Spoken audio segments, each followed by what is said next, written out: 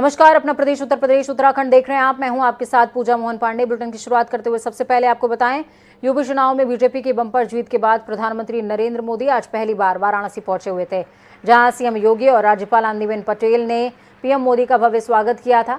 UP चुनाव में BJP की जीत के बाद पहली बार आज ऐसा मौका था कि प्रधानमंत्री ने वाराणसी को 1774 करोड़ की सौगात दी है। अपने दौरे के दौरान पीएम मोदी ने कुल 43 परियोजनाओं का लोकार्पण भी किया और शिलान्यास भी।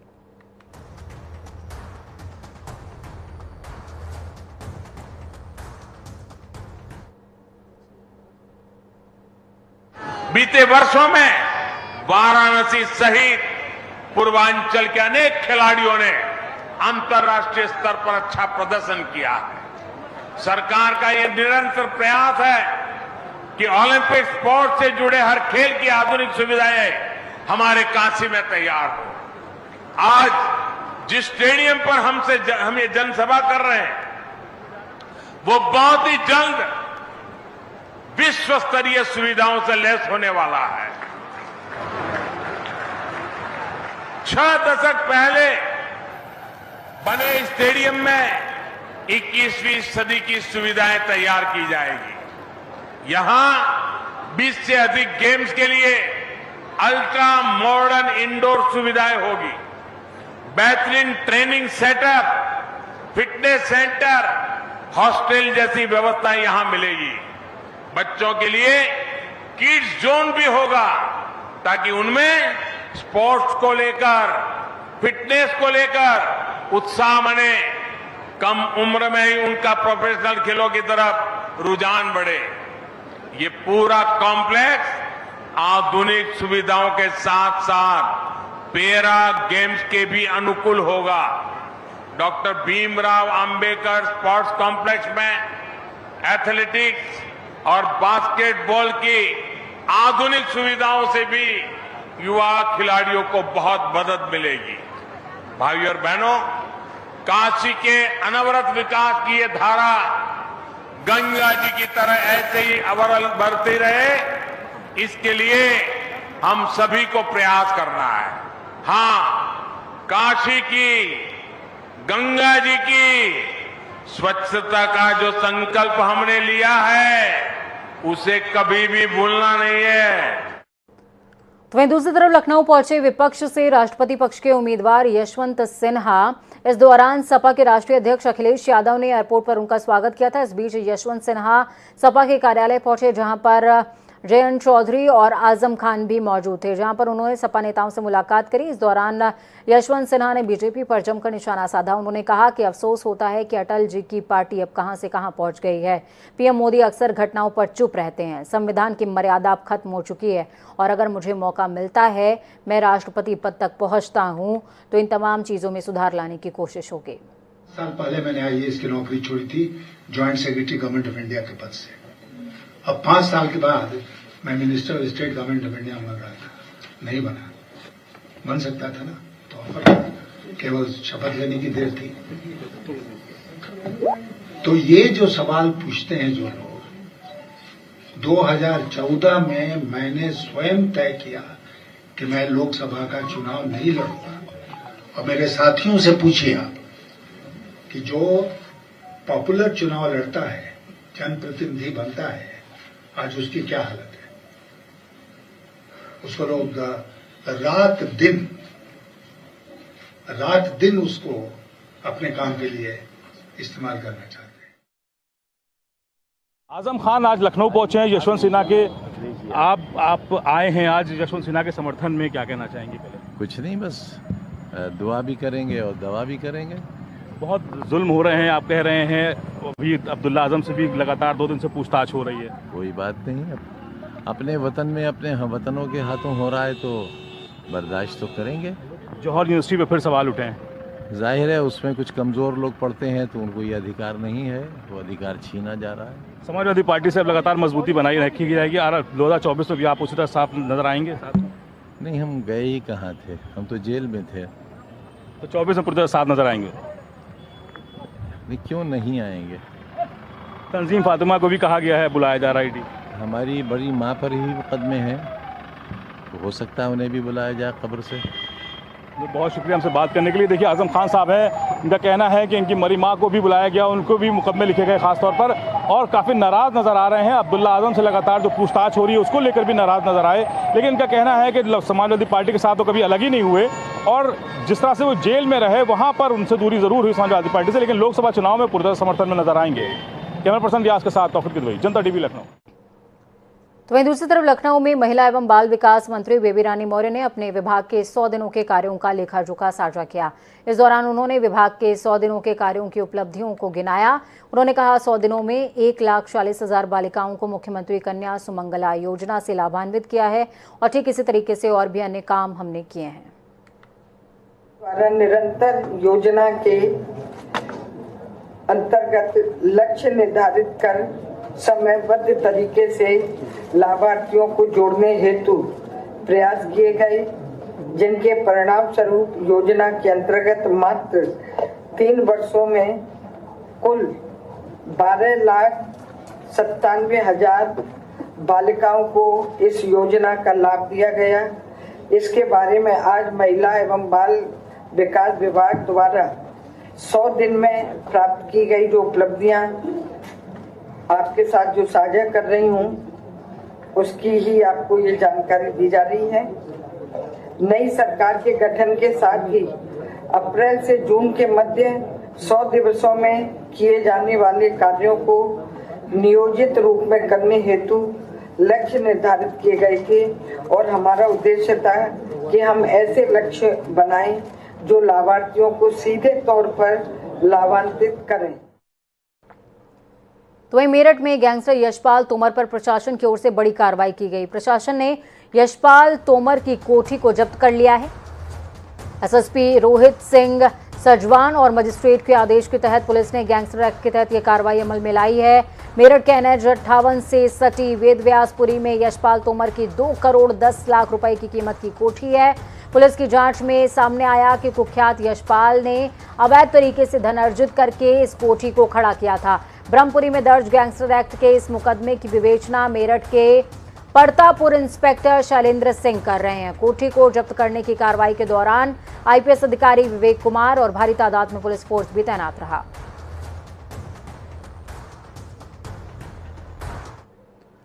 तो दूसरी तरफ जौहर यूनिवर्सिटी में फंडिंग और मनी लॉन्ड्रिंग के आरोप की जांच में प्रवर्तन निदेशालय लगातार आजम खान और उनके परिवार के सदस्यों से पूछताछ कर रहा है। सीतापुर जेल में बंद रहे आजम खान से भी इस मामले में ईडी की टीम पूछताछ कर चुकी है। तो वहीं अब उनके बेटे अब्दुल्ला आजम की बारी है। इसके बाद पत्नी तंजीन फातिमा को भी लखनऊ हेडक्वार्टर उपस्थित होने का नोटिस जारी हुआ था, जिसमें अब्दुल्ला आजम से बुधवार को भी करीबन 6 घंटे से ज्यादा देर तक पूछताछ की गई। तो वहीं आज भी अब्दुल्ला आजम करीबन 9 बजे से ईडी के दफ्तर में पहुंच गए थे, जहां उनसे लगातार पूछताछ की जा रही थी।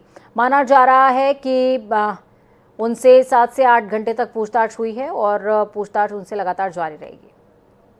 रामपुर में बनी जौहर यूनिवर्सिटी को लेकर आरोप लगे कि उसमें मनी लॉन्ड्रिंग के आरोप थे। इसको लेकर आजम खान के बेटे अब्दुल्ला आजम से लगातार पूछताछ की जा रही है। कल भी अब्दुल्ला आजम करीब 6 से 7 घंटे यहाँ पर पूछताछ में मौजूद रहे थे ईडी के दफ्तर में, और आज फिर सुबह 9:30 बजे से अब्दुल्ला आजम इसी दफ्तर में बैठे हुए हैं। उनसे पूछताछ की जा रही है। उनके जो खाते हैं उसको लेकर पूछताछ की जाएगी, क्योंकि जो मनी लॉन्ड्रिंग के आरोप थे उसमें कहा गया था कि इनके खातों से भी ट्रांजैक्शन हुआ है, जिसमें अब्दुल्ला आजम, आजम खान और उनकी पत्नी तंजीम फातिमा पे इस तरह के आरोप लगे थे। रामपुर जेल में बंद आजम खान से पूछने भी गई थी ईडी की टीम, वहां पर भी उनसे पूछताछ हुई थी। इसके अलावा अभी तंजीम फातिमा को भी 15 जुलाई से पहले इसी ईडी के दफ्तर में बुलाया गया है, उनसे भी पूछताछ होगी। फिलहाल अभी तक सिर्फ आजम के बेटे अब्दुल्ला आजम ही यहाँ पर पहुंचे हैं। कल भी उनसे पूछताछ हुई थी और आज फिर लगातार उनसे पूछताछ हो रही है। माना यह भी जा रहा है कि आज फिर 6 से 7 घंटे उनसे पूछताछ हो सकती है। अब देखना होगा कि अब्दुल्ला आजम के बाद तंजीम फातिमा अपने बयान दर्ज कराने कब पहुंचती हैं, लेकिन अब्दुल्ला आजम लगातार ईडी के संपर्क में हैं और वो आज फिर इसी दफ्तर पहुंचे हैं। कैमरा पर्सन आशीष के साथ तौफीक किदवई, जनता टीवी लखनऊ। वक्त यहाँ पर छोटे से ब्रेक का।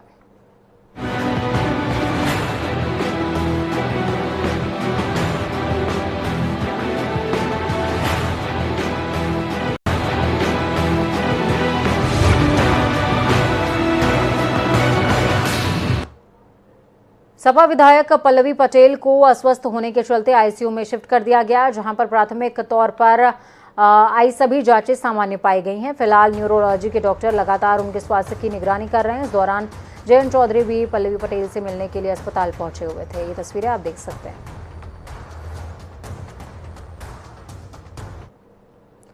वहीं गाजियाबाद में 2 दिनों पहले कैबिनेट मंत्री संजय निषाद का दौरा था। इस दौरान मंत्री को गाजियाबाद के मसूरी झील का निरीक्षण करना था। इस झील में मछली पालन जैसे काम चल रहे हैं। दौरे के लिए मंत्री अपने लाव लश्कर के साथ झील के पास पहुंचे। रास्ता कच्चा होने की वजह से उन्हें मजबूरन गाड़ी से उतरकर पैदल चलने की तैयारी करनी पड़ी। इस बीच बारिश शुरू होने की वजह से मंत्री जी का वीआईपी कल्चर देखने को मिला। कुछ ऐसी तस्वीरें मंत्री जी के दौरे के समय भी देखने को मिली थी। जब संजय निषाद कच्चे रास्ते पर चलने लगे तो बारिश शुरू हो गई। ऐसे में कीचड़ होता देख वहां मौजूद कर्मचारियों ने रास्ते में बोरियां लगाना शुरू कर दिया, जिससे मंत्री जी के पैर में कीचड़ न लगे। मंत्री जैसे ही एक बोरी पर पहुंचते तो पीछे से कर्मचारी उस बोरी को उनके सामने रख देता और जैसे ही वो दूसरी बोरी पर पहुंचते तो फिर एक अधिकारी उस बोरी को उठाकर उनके सामने रख देता। वहीं एक कर्मचारी उनके लिए छाता पकड़े हुए नजर आया। पूरा रास्ता चलने के बाद मंत्री तो ठीक ठाक मसूरी झील पर पहुंच गए, लेकिन अधिकारियों के कपड़े कीचड़ और बारिश से लथपथ नजर आए। अब ऐसे में सबसे बड़ा सवाल ये कि जब वीआईपी कल्चर को लेकर बीजेपी हमेशा विरोधी पार्टियों पर तंज कसती आई है, तो वहीं अब बीजेपी पार्टी में क्यों ये कल्चर देखने को मिल रहा है?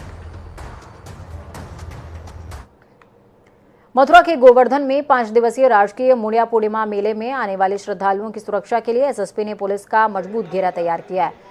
तैयारियों को लेकर हुई बैठक में एसएसपी ने पुलिसकर्मियों को ड्यूटी के दौरान अच्छा बर्ताव करने के निर्देश दिए। उन्होंने कहा, श्रद्धालुओं की सुरक्षा को मजबूत इंतजाम किए जाएं। गोवर्धन में मुड़िया पूर्णिमा मेले की सुरक्षा व्यवस्था 2368 पुलिसकर्मी संभालने वाले हैं, जबकि 76 सीसीटीवी कैमरों के जरिए पूरे परिक्रमा मार्ग की निगरानी रखी जाएगी। उन्होंने बताया कि घुड़सवार पुलिस भी परिक्रमा मार्ग में हर गतिविधि पर निगरानी रखेगा। आगरा में राजेश्वर मंदिर मेला कमेटी ने मेले का काम पूरा नहीं होने की वजह से बड़ा ऐलान किया। कमेटी का कहना है कि अगर विकास कार्य पूरा नहीं हुआ तो आगामी 11 जुलाई को जाम लगाएंगे। आपको बता दें, राजेश्वर मंदिर का मेला 18 जुलाई को प्रस्तावित है। सावन के पहले सोमवार से इस मेले की शुरुआत हो जाती है। ये मंदिर यहाँ के विशेष 4 मंदिरों में से एक है, लेकिन अभी तक विकास कार्य नहीं हो पाए हैं। पूरे मामले में भाजपा पार्षद का कहना कि कुछ अधिकारी दूसरी मानसिकता से काम कर रहे हैं। आगामी त्योहारों की संवेदनशीलता को देखते हुए सभी धर्मगुरुओं ने मोर्चा संभाल लिया है। इसी कड़ी में मुस्लिम धर्मगुरु मौलाना रशीद फरंगी महली ने ईद उल अजहा पर एडवाइजरी जारी की है और कुर्बानी 10, 11, 12 जुलाई को होगी। लिहाजा Islamic Centre of India Farangi Mahal Lucknow के जानिब से Eid ul Azha advisory 11 point advisory जारी की गई है, जिसमें कि इस बात को कहा गया है कि कुर्बानी के अय्याम में कुर्बानी करना हर साहिब हैसियत मुसलमान पर वाजिब है और ये कोई रस्म रिवाज नहीं, बल्कि इन अय्याम में कुर्बानी करना अल्लाह को सबसे ज्यादा पसंदीदा है। कुर्बानी सिर्फ उन्हीं जानवरों पे की। तो वहीं खबरों में आगे बढ़ेंगे। बात उत्तराखंड की करते हैं। हल्द्वानी में मुख्यमंत्री पुष्कर सिंह धामी की सर्किट हाउस में मंडल स्तरीय अधिकारियों के साथ बैठक खत्म हो चुकी है। बैठक में जल संस्थान के मुख्य अभियंता नहीं पहुंचे, साथ ही कई विभागों के अधिकारी भी नदारद नजर आए, आंकड़े नहीं दे पाए, जिसके बाद मुख्यमंत्री ने नाराजगी जताते हुए कारण बताओ नोटिस तमाम अधिकारियों को जारी किया है। सीएम ने कहा कि आपदा का समय हमारे लिए बेहद चुनौतीपूर्ण होता है। आपदा के समय सभी लोगों को समय से पूरी मदद पहुंचाई जाए, समय से सभी विकास कार्य पूरे होने चाहिए। मैं पिछले दिनों जून माह में यहाँ आया था, तब भी मैंने बैठक की थी और आज उसी बैठक का रिव्यू किया है। अभी आपदा का समय क्योंकि हमारे लिए बहुत चुनौतीपूर्ण है। हमारे प्रदेश में प्रत्येक वर्ष में भूस्खलन होता है, कहीं सड़कें बह जाती हैं, कहीं पर अतिवृष्टि हो जाती है, उसके कारण से हर वर्ष नुकसान होता है। इसलिए मैंने सभी अधिकारियों के साथ आज इस बात की समीक्षा की है कि आपदा के समय में हम लोग त्वरित रूप से सभी लोगों को जो ज़रूरी चीज़ें हैं वो पहुंचा पाएँ और आपदा का जो असर है उस असर को कम कर पाएँ। गुरुवार को उत्तराखंड दौरे पर आए केंद्रीय समाज कल्याण और न्याय मंत्री रामदास अठावले ने देहरादून पहुंचकर मीडिया से बातचीत की और इस दौरान उन्होंने महाराष्ट्र में हुए राजनीतिक घटनाक्रम पर बोलते हुए कहा कि महाराष्ट्र में जल्द ही बीएमसी के चुनाव होने वाले हैं। और इन चुनावों में भाजपा अपना मेयर जरूर बनाएगी। यही नहीं, रामदास अठावले ने मीडिया से बातचीत करते हुए कहा कि वो महाराष्ट्र की रिपब्लिकन पार्टी से आते हैं और उसके राष्ट्रीय अध्यक्ष हैं और भारतीय जनता पार्टी के साथ एसोसिएटेड हैं। उन्होंने कहा कि आगामी बीएमसी चुनाव में उनकी पार्टी रिपब्लिकन से डिप्टी मेयर चुना जाएगा। साथ ही उन्होंने कहा कि महाराष्ट्र राजनीतिक घटनाक्रम पूरी तरीके से तब्दील हो चुके हैं।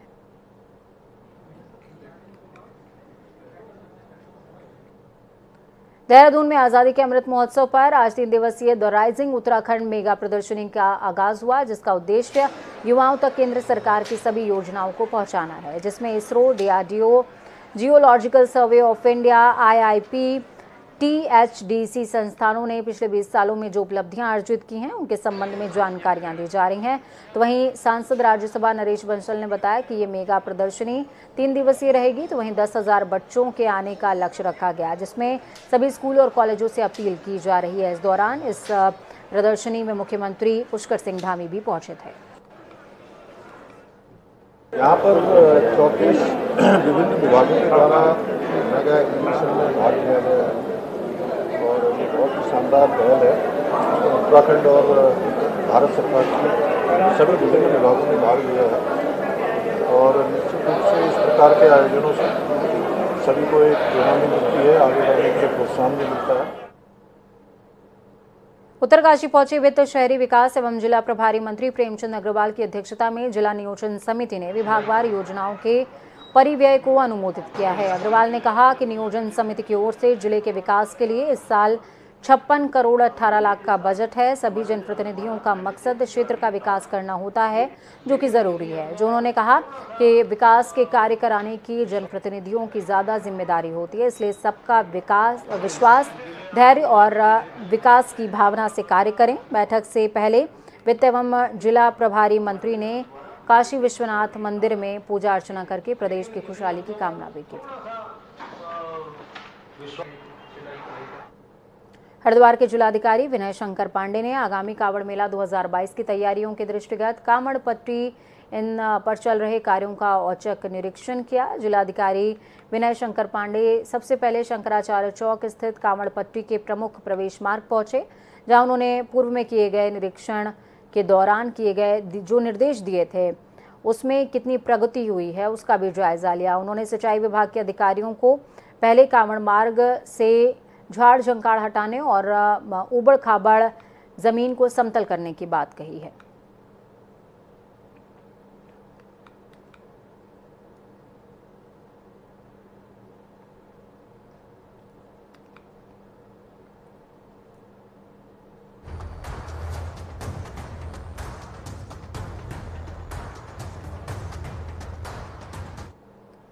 तो वहीं केंद्रीय मंत्री मुख्तार अब्बास नकवी ने आज आपको बता दें कि मंत्री पद से इस्तीफा दे चुके हैं वो। ऐसे में उनकी नई भूमिका को लेकर चर्चाएं तेज हैं।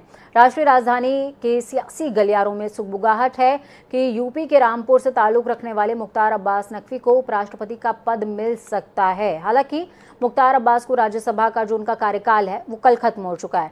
उपराष्ट्रपति उम्मीदवार और मुख्तार अब्बास नकवी के इस्तीफे को लेकर उत्तर प्रदेश से राज्यसभा सांसद मुख्तार अब्बास नकवी के खास जानने वाले अशोक बाजपेयी ने जनता टीवी से खास बातचीत की। क्या कुछ खास सुनिए। आज उत्तर प्रदेश की सियासत में नहीं बल्कि राष्ट्रीय राजधानी की सियासत में भी सरगर्मी बढ़ चुकी है, क्योंकि आज केंद्रीय मंत्री मुख्तार अब्बास नकवी ने अपने पद से इस्तीफा दे दिया है। ऐसा कहा जा रहा है कि मुख्तार अब्बास नकवी का जो है कार्यकाल वो 7 जुलाई को खत्म हो रहा है, इस वजह से उन्होंने केंद्रीय मंत्रिमंडल से इस्तीफा दे दिया। लेकिन सुगबुगाहटें कुछ और है। इस पर खास बातचीत करने के लिए इस वक्त हमारे साथ उत्तर प्रदेश से राज्यसभा सांसद अशोक बाजपेयी जी हैं। हम उनसे ही बात करते हैं उनके सहयोगी के बारे में। सर, आपका जनता टीवी पे स्वागत है। धन्यवाद। आज मुख्तार अब्बास नकवी ने इस्तीफा दे दिया है। कई तरह की सुगबुगाहटें लगाई जा रही हैं कि उनको उपराष्ट्रपति पद का उम्मीदवार भी बनाया जा सकता है। देखिए, वो पार्टी के वरिष्ठ नेता हैं और बड़े महत्वपूर्ण दायित्वों का निर्वहन वो कर चुके हैं। राज्यसभा में उनका कार्यकाल कल तक के लिए था, तो एक नैतिक दायित्व था कि वो उससे पहले इस्तीफा दे देते। तो एक सामान्य प्रक्रिया के तहत उन्होंने इस्तीफा दिया है। पार्टी उनकी सेवाओं को निरंतर जारी भी रखेगी और आगे क्या दायित्व उनको मिलेगा ये तो भविष्य पर निर्धारित है। लेकिन वो पार्टी के समर्पित व्यक्ति हैं, समर्पित नेता हैं और वरिष्ठ नेता हैं। पार्टी में उनका सर्वोपरि सम्मान है और हमेशा रहेगा। मुख्तार अब्बास नकवी को लेकर उपराष्ट्रपति का जो भावी उम्मीदवार माना जा रहा है कि इसलिए उन्होंने इस्तीफा दिया, और साथ ही साथ ये भी कहा जा रहा है कि आडवाणी जी को देखा जाए, अटल बिहारी वाजपेयी को देखा जाए, एक लंबा कार्यकाल एक मेन स्टेज में देखा जाता है मुख्तार अब्बास नकवी को भाजपा में। तो ऐसे में एक मुस्लिम चेहरा को लेकर तमाम तरह की कयासें लगाई जा रही हैं। देखिए, जहाँ तक योग्यता का सवाल है, मुख्तार अब्बास नकवी कहीं भी किसी भी दायित्व के निर्वहन के लिए सक्षम है। क्या दायित्व उनको पार्टी निर्धारित करती है, पार्टी का शीर्ष नेतृत्व तय करता है, यहाँ का संसदीय बोर्ड तय करता है, ये भविष्य की गर्त में है। लेकिन हम लोग अच्छी शुभकामनाएं हैं कि वो हमेशा देश की और समाज की, पार्टी की सेवा करते रहें और महत्वपूर्ण दायित्वों का निर्वहन करते रहें। मुख्तार अब्बास नकवी का नुपुर शर्मा को लेकर इस समय सियासत गर्म है। आप देख रहे हैं इस समय किस तरीके के राष्ट्रीय राजधानी से लेकर उत्तर प्रदेश की भी सियासत को देख सकते हैं। लेकिन मुख्तार अब्बास नकवी ने नुपुर शर्मा के बयान को लेकर आज अफसोस भी जताया है इस्तीफे के बाद। आपको क्या लगता है? देखिए, मैंने सुना नहीं उन्होंने क्या कहा, इसलिए उस पर मुझे कोई टिप्पणी नहीं। आपका बहुत बहुत धन्यवाद। ये थे अशोक वाजपेयी जी। इनका साफ तौर पे कहना था कि मुख्तार अब्बास नकवी जो है वो एक मुस्लिम चेहरा ही नहीं बल्कि एक भाजपा के एक अच्छे और एक वरिष्ठ नेता भी रहे हैं, और खास तौर पे उनका नेतृत्व हर किसी को स्वीकार होगा, उसमें कोई हरगिज किसी तरह का किसी को कोताही नहीं होगी। फिलहाल मुख्तार अब्बास नकवी को लेकर जो उपराष्ट्रपति की जो अटकलें लगाई जा रही हैं, अब उसमें देखना होगा कि क्या सच्चाई होता है। फिलहाल हम उनके नेतृत्व को स्वीकार करने से बिल्कुल भी मना नहीं करेंगे। कैमरा रियाज के साथ मैं जय सिंह, जनता टीवी, लखनऊ।